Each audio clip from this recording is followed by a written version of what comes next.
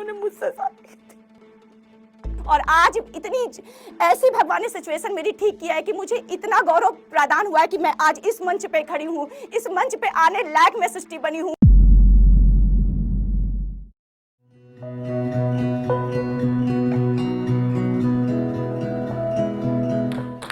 मेरा नाम सृष्टि सिंह है। मैं अपनी मम्मी पापा की अकेली लड़की हूँ और मैं आपको बता दूँ कि मेरी शादी बहुत जल्दी हो गई थी। इसका कारण ये था कि मेरे पापा काफ़ी बीमार रहते थे। मेरे पापा हार्ट पेशेंट थे।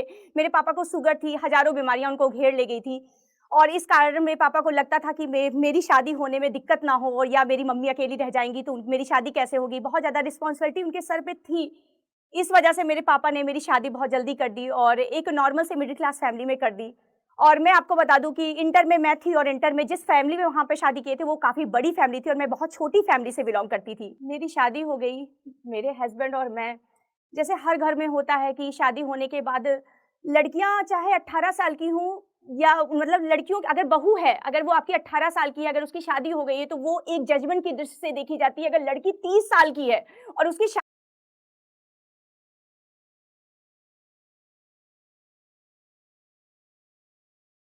नहीं हुई है, तो वो बच्चे की तरह देखी जाती है। कहीं न कहीं वही सिचुएशन मेरे साथ भी होती थी और जब तक मेरे पापा ज़िंदा थे, तब तक कहीं न कहीं मेरी हेल्प थोड़ा बहुत मायके की साइड से हो जाती थी। मगर मेरे पापा के कुछ महीने बाद जाने के बाद मेरी फाइनेंशियल स्थिति बहुत ज़्यादा कमज़ोर हो गई। ना बहुत एजुकेशन इनका था, ना एजुकेशन मेरे पास थी, दोनों एक ही जगह पे खड़े हुए थे। मैं आपको बता दूँ, मैं संघर्ष कर ही रही थी, मेरे पास कुछ समझ में नहीं आता था कि मैं क्या करूँ? उसी बीच मेरे पेट में एक बच्चा आया और कुछ समय बाद वो लड़का पैदा हुआ।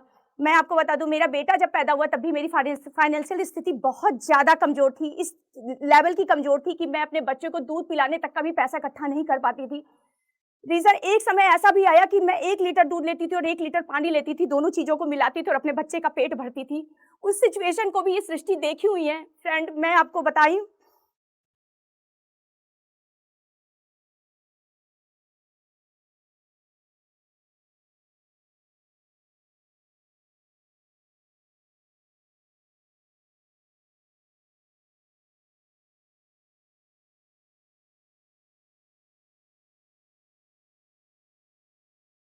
राधिका, कैसी है तुम्हारे सपनों की नगरी? ऑफिस कैसा है?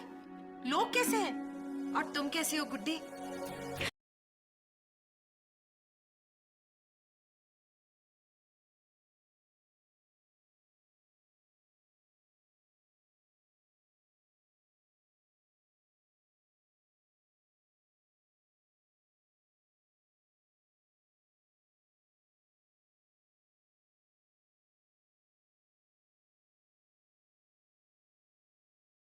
मेरा लड़का पैदा हुआ, ऐसी सिचुएशन देखा। उसके बाद धीरे-धीरे बीता ही ऐसा संजोग ऐसा बना कि मेरा दूसरा बच्चा भी पेट में आ गया। मेरी मेरी सिचुएशन कहीं न कहीं फाइनेंशियल स्थिति से बहुत ज़्यादा गुज़र रही थी और मैं बहुत ज़्यादा परेशान हो रही थी। उसके बाद मैंने अपने हस्बैंड से एक बात कही, मैंने कहा यार ऐसा करते हैं कि हम कुछ करना चाहते हैं और मैं कुछ कुछ बनना चाहती हूँ। किसी भी तरीके से अपने जीवन को ठीक करना चाहती हूँ। मेरे हस्बैंड मेरा साथ देते थे। मुझे लगा कि शायद मैं इतनी जल्दी पैसे नहीं कमा पाऊँगी, तो मैंने एक जगह पता लगाया तो वहाँ पे एक ब्यूटीशियन का सेमिनार हो रहा था और वो बहुत कम पैसे में, वो मात्र ₹300 में सेमिनार 15 दिन का था। तो मैंने उनसे ₹300 लिया और मैंने कहा मैं ब्यूटीशियन का कोर्स करना चाहती हूँ और मैं कोर्स करना शुरू कर दी। 1 महीना बीता, उसके बाद मैंने एक पार्लर खोला।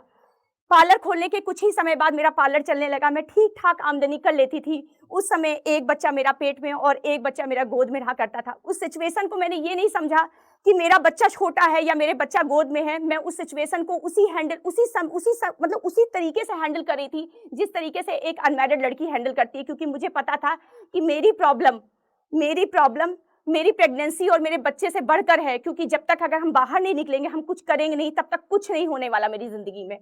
और उसके बाद थोड़े ही समय बाद मेरा दूसरा बेटा पैदा हुआ और सिचुएशन बहुत ज़्यादा ठीक-ठाक नहीं थी, नॉर्मल ही चल रही थी। कुछ साल बीत गए हमारी ज़िंदगी में। उसी दौरान एक इतना बड़ा एक्सीडेंट होता है, एक इतना बड़ा तूफ़ान आता है, एक इतनी बड़ा मुसीबत मेरी ज़िंदगी में आता है कि मेरे पति उसमें एक्सपायर हो जाते हैं और वो जो सृष्टि इतना सब कुछ बनाई थी इतने सालों में, सब कुछ बिगड़ जाता है। 1 मिनट में सृष्टि यहाँ से यहाँ पे आ जाती है।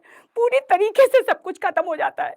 जैसे हर घरों में होता है कि एक पति के जाने के बाद उसका परिवार उसका साथ छोड़ देता है, कहीं न कहीं मेरे साथ भी यही सेम चीज़ हुआ और मेरे पति के जाने के बाद मेरा परिवार भी मेरा साथ छोड़ने लगा।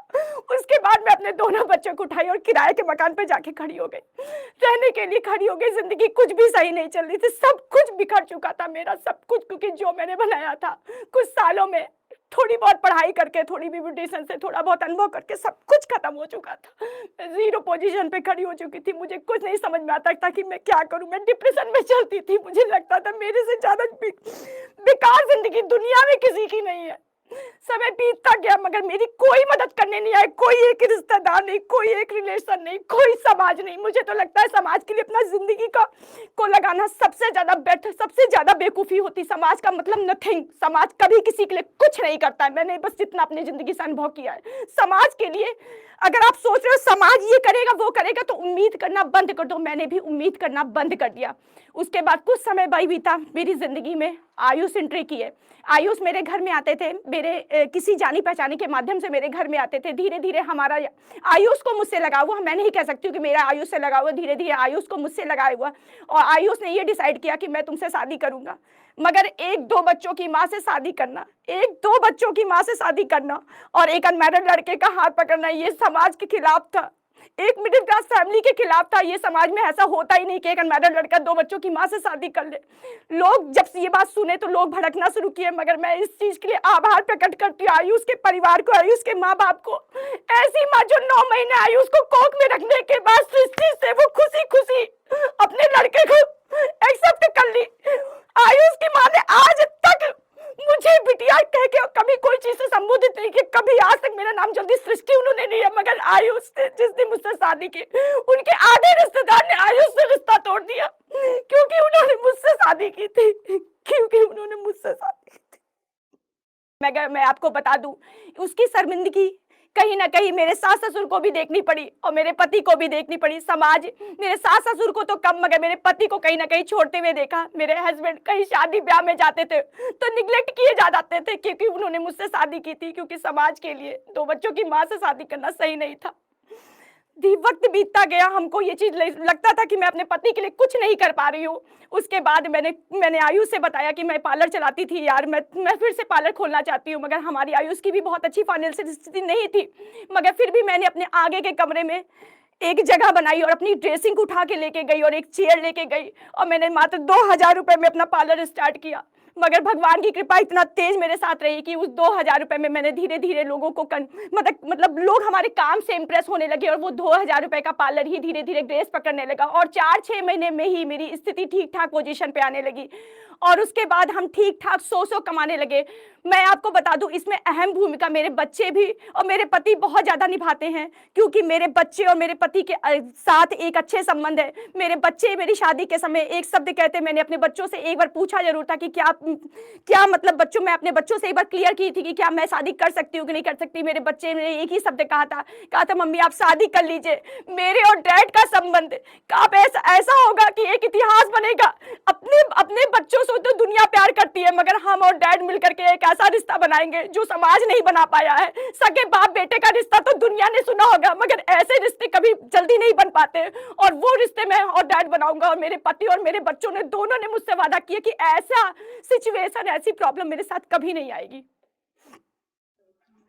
1 साल पहले की बात यह है कि मैं अपने हस्बैंड से कहती हूँ यार मेरा एक यूट्यूब चैनल डाल दो। मेरे हस्बैंड कहते हैं कि यार ये तुम क्या करोगी, यूट्यूब चैनल नहीं चला पाओगी। हमने कहा नहीं तुम डालो। तो मैं हंस के कहती हूँ कि यार मैं तो सेलिब्रिटी हूँ, मेरा तो यूट्यूब चैनल डालो, मैं देखकर फटाफट वायरल हो जाऊंगी। मेरे मुंह में क्या थी, सरस्वती जी थी, क्या था कुछ नहीं पता। मेरे हस्बैंड ने उसी ताव में उस समय चैनल डाला और उसके दूसरे दिन से मैं वीडियो डालना शुरू कर दी। वीडियो डालते ही डालते 2 ही 3 दिन बीता था कि मेरे घर में एक मुसीबत फिर से आ गई और मेरी मम्मी हीटर में ताप रही थी और उससे उनसे आग लगी, उनके दोनों पैर जल गए। उनको बचाने के चक्कर में जब मैं उनको बचाने चली तो मेरे दोनों हाथ जल गए। चैनल को केवल 3 दिन हुए थे और मेरा हाथ दोनों जल चुका था। मेरे घर में इतनी बड़ी ट्रेजेडी हो चुकी थी, मगर किसी भी तरीके से मम्मी को दिखाया गया अपने चैनल, मतलब अपना हाथ भी मैं किसी तरीके से दवा लगा के ठीक कर रही थी। मगर मुझे ऐसा लग रहा था कि मैंने जो चैनल डाला है उस पर 1 हफ्ते हो चुके हैं, अभी तक कोई वीडियो हम नहीं डाल पाए। आप मेरे पुराने वीडियो जाके देखिएगा तो उसमें आप देखेंगे कि मैं पट्टी बांध के अपने चैनल पे वीडियो बनाना शुरू कर दी। मतलब मैं वहां पे भी नहीं रुकी, क्योंकि मुझे कुछ करना था। मेरे दिमाग में हमेशा कुछ चलती थी कि सृष्टि तुझको कुछ करना है, बस करना है तो करना है, यही दिमाग में परमानेंट मेरे चलता रहता था। और फिर उसके बाद मैं पट्टी बांध बांध के वीडियो बनाई, मगर भगवान अब बुरा करना नहीं चाहता था मेरे साथ, और मेरी 5वीं ही वीडियो वायरल हो गई। 2.2 मिलियन व्यूज चले गए, और जिससे मुझे पहले एक चैनल को मोनेटाइज करने के लिए 1000 सब्सक्राइबर चाहिए रहता है, मगर मेरे चैनल पे उस समय 2500 सब्सक्राइबर हो चुके थे। मगर फिर मैंने बहुत, हमारे घर में खुशी का लहर दौड़ उठा।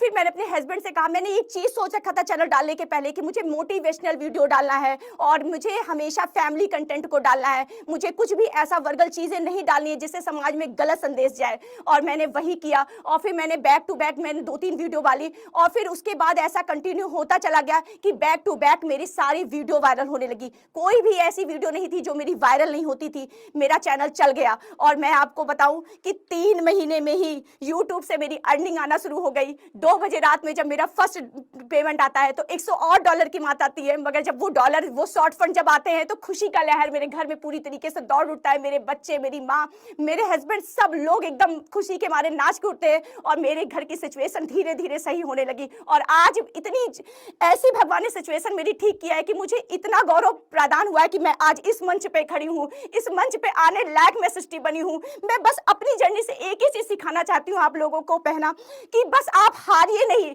आप जीरो पे खड़े होते हैं मगर हारो मत, टूटो मत, गिरो मत, उठो और जगो और कुछ करो, चाहे सिचुएशन चाहे जैसी हो। अगर मैंने भी सोचा होता कि मैं प्रेग्नेंट हूँ, मैं पढ़ाई क्यों करूँ, मैं नहीं करूंगी। पढ़ाई का मतलब मेरा ये नहीं था कि मैं जॉब करूँ, पढ़ाई का मतलब केवल मेरा यहाँ था कि मेरी पर्सनालिटी सही हो। मैं जब अपने आप को आईने में देखती थी, जब मेरी शादी हुई थी, जब मैं अपने आप को आईने में देखती थी तो मैं खोई हुई सृष्टि देखती थी। जो एक अकेली लड़की की जो लड़की दिखती थी, जो एक स्मार्ट सी लड़की इंटर में दिखती थी, वो खत्म हो चुकी थी। वो चीज हमको कहीं ना कहीं चुभती थी, इसलिए मैंने अपनी पढ़ाई को कंटिन्यू रखा, और धीरे धीरे करके आज आप देख सकते हैं कि सृष्टि किस मुकाम पे आके खड़ी हो गई है। तो मैं बस एक ही अपने इस पूरी जर्नी का एक ही उद्देश्य में बताती हूँ, किसी भी प्रकार की आप सिचुएशन में हैं उससे बाहर निकलिए, बहाने मत मारिए कि ये प्रॉब्लम है, वो प्रॉब्लम है, वो प्रॉब्लम। बहाने मारने से आपकी केवल प्रॉब्लम सॉल्व नहीं होगी, आप पीछे हटोगे 2 स्टेप। आप बहाने ना मारो और अपनी प्रॉब्लम्स की जंग से लड़ते जाओ, लड़ते जाओ। एक दिन सफलता जरूर आपके कदम चूमेगी। ये हौसलों की उड़ान है। Thank you so much.